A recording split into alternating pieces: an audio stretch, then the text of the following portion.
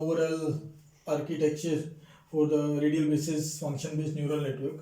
This was the input layer containing p number of neurons. This is the hidden or radial basis function layer containing m number of neurons, and this is your output layer containing s number of output classes. Suppose s number of classes are to be formed, then the output at this jth neuron can be seen as a sum of the weights multiplied by their corresponding radial basis functions output.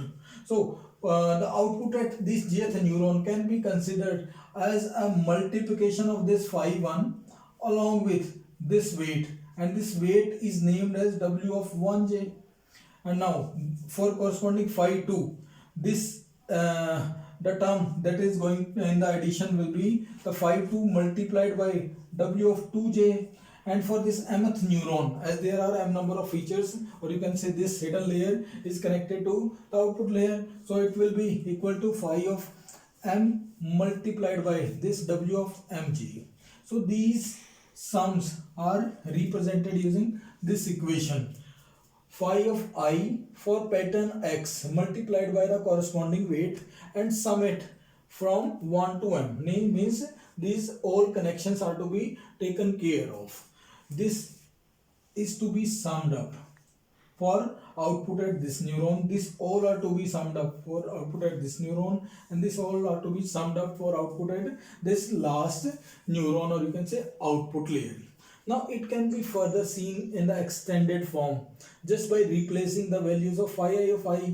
As we know that radial basis function used here is your Gaussian in nature, so just replace this value in place of phi, so the equation will become like this. So this is the correct form. Finally we need to sum from I is equal to 1 to m and not from I is equal to 1 to p. Just correct it down. Now the next phase. Now as we know that there were n number of patterns, n number of samples.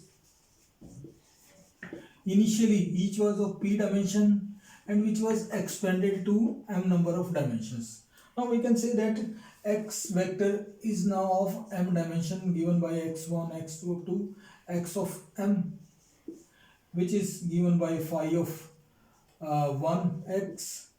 This is given by phi of 2 of x. This is given by phi of m of x. Phi of m of x. So we just extended it to m number of dimensions in space, and as there are n number of samples which were given by the matrix, the new samples means it will be equal to 1 1 1 2 and up to 1 n 1 m 2 1, then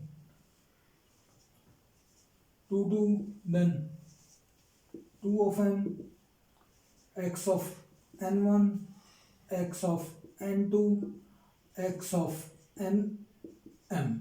So these are our new samples.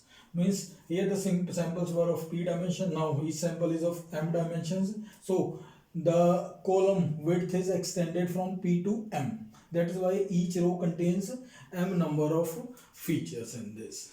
Now pick up the first pattern, this one. The x11 will go here, x12 go here, x1 or m. This one, sorry, this one.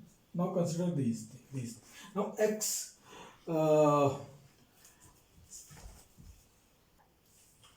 okay. Now try to model these in